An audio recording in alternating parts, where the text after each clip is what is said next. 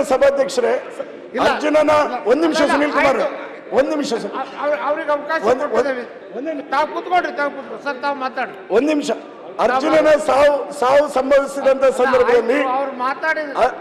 ಅರ್ಜುನ ಸಾವು ಸಂಭವಿಸಿದಂತ ಸಂದರ್ಭದಲ್ಲಿ ಪೇಪರ್ನಲ್ಲೆಲ್ಲ ಬಂದಿದೆ, ನಿನ್ನೆ ಟಿವಿ ಒಳಗೂ ಸುಮಾರು ತೋರಿಸಿದಾರ.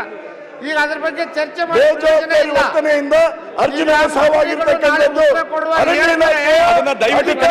ಬೇಜವಾಬ್ದಾರಿ ವರ್ತನೆಯಿಂದ ಅರ್ಜುನನ ಸಾವಾಗಿರ್ತಕ್ಕಂಥದ್ದು ಇದೆ. ಎಲ್ಲ ಮಾಧ್ಯಮಗಳಲ್ಲಿ ಇವತ್ತು ವೈರಲ್ ಆಗ್ತಾ ಇರ್ತಕ್ಕಂಥದ್ದು ಏನು ಅಂತ ಕೇಳಿದ್ರೆ, ಅರಣ್ಯ ಇಲಾಖೆಯವರು ಕೊಟ್ಟಿರ್ತಕ್ಕಂಥ ಇಂಜೆಕ್ಷನ್ ರಿಯಾಕ್ಷನ್ ಇಂದಾಗಿ ಅದಕ್ಕೆ ಬೇರೆ ಆನೆಗೆ ಶೂಟ್ ಮಾಡೋ ಕಾರಣಕ್ಕೋಸ್ಕರ ಇವತ್ತು ಅರ್ಜುನನ ಸಾವಾಗಿರ್ತಕ್ಕಂಥದ್ದು. ಇದನ್ನು ಸಮಗ್ರ ತನಿಖೆ ಮಾಡಬೇಕು. ಅಲ್ಲಿ ಅರಣ್ಯ ಅಧಿಕಾರಿಗಳು ಯಾರಿದ್ದಾರೆ ಅವ್ರ ಮೇಲೆ ಶಿಸ್ತು ಕ್ರಮ ಕೈಗೊಳ್ಳಬೇಕನ್ನೋಂಥದ್ದು ನಾನು ಈ ಸಂದರ್ಭದಲ್ಲಿ ಆಗ್ರಹ ಮಾಡ್ತೇನೆ.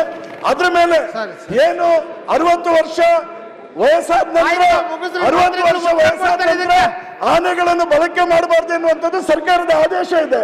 ಈ ಆದೇಶವನ್ನು ಉಲ್ಲಂಘನೆ ಮಾಡಿ ಇವತ್ತು ಅರ್ಜುನನ ಆನೆಯನ್ನು ಇವತ್ತು ಕಾಡಾನೆ ಒಂಟಿ ಸಲಗವನ್ನು ಹಿಡಿಲಿಕ್ಕೆ ಕರ್ಕೊಂಡು ಹೋಗಿರ್ತಕ್ಕಂಥದ್ದು ಸಹ ಅರಣ್ಯ ಇಲಾಖೆ ಬೇಜವಾಬ್ದಾರಿತನ. ಅರಣ್ಯ ಇಲಾಖೆ ಸಿಬ್ಬಂದಿಗಳನ್ನು ಈ ಅರ್ಜುನನ ಸಾವಿನ ವಿಚಾರದಲ್ಲಿ ಸೂಕ್ತ ತನಿಖೆಯನ್ನು ಮಾಡಿಸಿ ಆ ಅರ್ಜುನನ ಸಾವಿಗೆ ಅರಣ್ಯ ಇಲಾಖೆ ಅಧಿಕಾರಿಗಳು ನೇರ ಕಾರಣ ಎನ್ನುವಂತ ಮಾತನ್ನು ಈ ಸಂದರ್ಭದಲ್ಲಿ ಹೇಳಲಿಕ್ಕೆ ಇಚ್ಛೆ ಪಡ್ತೇನೆ. ಸನ್ಮಾನ್ಯ ಸಭಾಧ್ಯಕ್ಷರೇ, ಕೊಡ್ಲಿ, ತಾವು ಉತ್ತರ ಕೊಡಿ.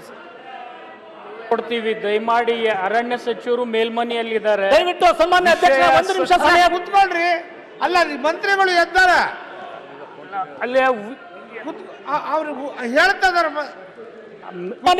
ಅರಣ್ಯ ಸಚಿವರು ಮೇಲ್ಮನೆಯಲ್ಲಿದ್ದಾರೆ. ಅಧ್ಯಕ್ಷರೇ, ಉಪಾಧ್ಯಕ್ಷರೇ, ಅವ್ರು ಬಂದು ಸವಿಸ್ತಾರವಾಗಿ ಸಿಮೆಂಟ್ ಮಂಜು ಅವ್ರ ವಿಚಾರ ಇರಲಿ ಮತ್ತು ಇನ್ನು ಹರೀಶ್ ಪುಂಜಾ ಅವರು ಪ್ರಸ್ತಾಪ ಮಾಡಿರ್ತಕ್ಕಂಥ ವಿಚಾರ ಇರಲಿ, ಸಂಪೂರ್ಣ ವಿವರವಾಗಿ ಉತ್ತರ ಕೊಡಿಸ್ತೀವಿ. ಅಲ್ಲ, ಈಗ ಹೋರಾಟಗಾರರ ಮೇಲೆ ಎಫ್ಐಆರ್ ಆಗಿರ್ತಕ್ಕಂಥದ್ದು ರದ್ದು ಮಾಡಬೇಕು ದಯವಿಟ್ಟು. ಅಲ್ಲ, ಮಂತ್ರಿಗಳು ಬಂದು ಹೇಳ್ತಾರಂತೆ ಕೂತ್ಕೊಳ್ರಿ. ಈಗ ಸುನೀಲ್ ಕುಮಾರ್. ಮಾನ್ಯ ಅಧ್ಯಕ್ಷರೇ, 3 ದಿನದ ಕೆಳಗಡೆ ಚಿಕ್ಕಮಗಳೂರಿನಲ್ಲಿ ಹೆಲ್ಮೆಟ್ ಅನ್ನ ಹಾಕಲಿಲ್ಲ ಅನ್ನುವ ಕಾರಣಕ್ಕೆ ವಕೀಲರೊಬ್ಬರನ್ನ ಪೊಲೀಸರು ಅರೆಸ್ಟ್ ಮಾಡಿ ಪೊಲೀಸ್ ಠಾಣೆ ಒಳಗೆ ಕರ್ಕೊಂಡೋಗಿ ಅವರ ಮೇಲೆ ಹಲ್ಲೆಯನ್ನು ಮಾಡಿರುವಂಥ ಘಟನೆಯ ಕುರಿತಂತೆ ನಾನು ಈ ಶೂನ್ಯ ವೇಳೆಯಲ್ಲಿ ಮಾತಾಡಲಿಕ್ಕೆ ನಿಮ್ಮ ಹತ್ರ ಅನುಮತಿಯನ್ನು ಕೇಳ್ತಾ ಇದ್ದೇನೆ. ಮಾನ್ಯ ಅಧ್ಯಕ್ಷರೇ, ಚಿಕ್ಕಮಗಳೂರಿನಲ್ಲಿ ಪ್ರೀತಮ್ ಅನ್ನುವಂಥ ವಕೀಲರು ಹೆಲ್ಮೆಟನ್ನು ಧರಿಸದೆ ಸಂಚರಿಸ್ತಾ ಇದ್ರು ಅನ್ನುವ ಕಾರಣಕ್ಕೆ ಅಲ್ಲಿರುವಂಥ ಪೊಲೀಸ್ ಠಾಣೆಯಲ್ಲಿರುವಂಥ ಪೊಲೀಸ್ ಸಿಬ್ಬಂದಿಗಳು ಪ್ರಶ್ನೆ ಮಾಡ್ತಾರೆ. ಮಾತಿಗೆ ಮಾತು ಬೆಳೆದ ನಂತರ ಅವ್ರನ್ನ ಪೊಲೀಸ್ ಠಾಣೆ ಒಳಗೆ ಕರ್ಕೊಂಡೋಗಿ ಅವ್ರ ಮೇಲೆ ಹಲ್ಲೆಯನ್ನು ಮಾಡಿದ್ದಾರೆ ಅಂತೇಳಿ ಗೊತ್ತಾದ ಕೂಡಲೇ ರಾತ್ರಿ ವಕೀಲರಿಂದ ದೊಡ್ಡ ಪ್ರಮಾಣದಲ್ಲಿ ಪ್ರತಿಭಟನೆಗಳು ನಡೆಯುತ್ತೆ.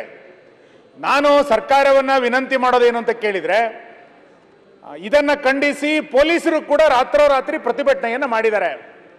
ಕಾನೂನು ಸುವ್ಯವಸ್ಥೆಯನ್ನ ಕಾಪಾಡಬೇಕಾದಂತ ಪೊಲೀಸರು ಈ ರಾಜ್ಯದಲ್ಲಿ ಪ್ರತಿಭಟನೆ ಮಾಡುವಂತ ದುಸ್ಥಿತಿಗೆ ಬಂದಿದೆ ಅಂತಂದ್ರೆ ಸರ್ಕಾರ ಏನು ಮಾಡ್ತಾ ಇದೆ? ಬೇರೆ ಯಾವುದೋ ಸಾರ್ವಜನಿಕರು, ಬೇರೆ ಇನ್ಯಾರೋ ಸಂಘ ಸಂಸ್ಥೆಗಳು ಪ್ರತಿಭಟನೆಗಳನ್ನು ಮಾಡಿದ್ರೆ ಸರಿ, ಪೊಲೀಸರೇ ಪ್ರತಿಭಟನೆಯನ್ನ ಮಾಡ್ತಾರೆ ರಾತ್ರೋರಾತ್ರಿ ಅಂತಂದ್ರೆ ಸರ್ಕಾರದಲ್ಲಿ ಬಹಳ ದೊಡ್ಡ ಪ್ರಮಾಣದಲ್ಲಿ ವೈಫಲ್ಯ ಆಗಿದೆ.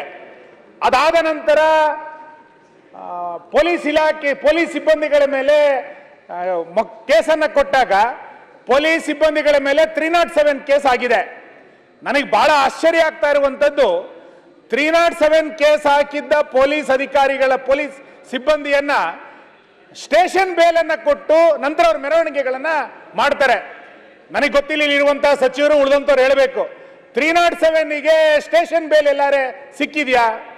ಹಾಗಾಗಿ ದಯಮಾಡಿ ನಾನು ಮಾನ್ಯ ಸರ್ಕಾರವನ್ನ ಈ ಸಂದರ್ಭದಲ್ಲಿ ಒತ್ತಾಯಿಸ್ತೇನೆ. ಪೊಲೀಸರ ಪ್ರತಿಭಟನೆ ಸರ್ಕಾರಕ್ಕೂ ಒಳ್ಳೆಯ ಹೆಸರನ್ನ ತರೋದಿಲ್ಲ, ಸಮಾಜದಲ್ಲೂ ಕೂಡ ಒಳ್ಳೆಯ ಹೆಸರನ್ನ ತರಲಿಕ್ಕೆ ಸಾಧ್ಯ ಇಲ್ಲ. ಜೊತೆಯಲ್ಲಿ ವಕೀಲರು ಕೂಡ ಇಡೀ ರಾಜ್ಯದಲ್ಲಿ ಪ್ರತಿಭಟನೆಯನ್ನು ಮಾಡ್ತಾ ಇರುವಂತದ್ದು ಕೂಡ ಸಮಾಜದ ದೃಷ್ಟಿಯಿಂದ ಅದು ಒಳ್ಳೆಯದಾಗಲಿಕ್ಕೆ ಸಾಧ್ಯ ಇಲ್ಲ. ಸರ್ಕಾರ ತಕ್ಷಣ ಮಧ್ಯಪ್ರವೇಶ ಮಾಡಿ ಏನು ಘಟನೆಗಳು ನಡೆದಿದೆ ಎರಡೂ ಕಡೆ ವಿಚಾರಿಸಿ ಇದರ ವಾತಾವರಣವನ್ನು ತಿಳಿ ಮಾಡುವಂತ ಪ್ರಯತ್ನವನ್ನ ಮಾಡಲಿಲ್ಲ ಅಂತಾದ್ರೆ ಎಲ್ಲೋ ಒಂದು ಕಡೆ ಮುಂದಿನ ದಿನಗಳಲ್ಲಿ ವಕೀಲರು ಮತ್ತು ಪೊಲೀಸರ ಸಂಘರ್ಷ ಇಡೀ ರಾಜ್ಯದಲ್ಲಿ ಮುಂದುವರಿಯುವಂತ ಸಾಧ್ಯತೆಗಳಿದೆ. ಹೈಕೋರ್ಟ್ ಕೂಡ ಸ್ವಯಂ ಪ್ರೇರಿತವಾಗಿ ಪ್ರಕರಣವನ್ನ ದಾಖಲು ಮಾಡಿಕೊಂಡಿದೆ. ಹಾಗಾಗಿ ನಾನು ಸರ್ಕಾರವನ್ನು ಒತ್ತಾಯಿಸ್ತೇನೆ, ಕಾನೂನು ಸುವ್ಯವಸ್ಥೆಯನ್ನ ಕಾಪಾಡಬೇಕಾದಂತ ಪೊಲೀಸರು ಪ್ರತಿಭಟನೆ ಮಾಡುವಂತ ಹಂತಕ್ಕೆ ಯಾವುದೇ ಕಾರಣಕ್ಕೂ ಹೋಗಬಾರ್ದು. ಸರ್ಕಾರ ತಕ್ಷಣ ಮಧ್ಯಪ್ರವೇಶ ಮಾಡಿ ವಕೀಲರ ಮತ್ತು ಪೊಲೀಸರ ನಡುವೆ ಏನು ಸಂಘರ್ಷಗಳು ನಡೀತಾ ಇದೆ ಇದನ್ನ ತಿಳಿ ಮಾಡುವಂತ ಕಡೆಗೆ ಸರ್ಕಾರ ಪ್ರಯತ್ನವನ್ನು ಮಾಡಬೇಕು ಅಂತೇಳಿ ನಾನು ಸರ್ಕಾರವನ್ನು ಆಗ್ರಹಿಸ್ತೇನೆ. ಮಾನ್ಯ ಅಧ್ಯಕ್ಷರೇ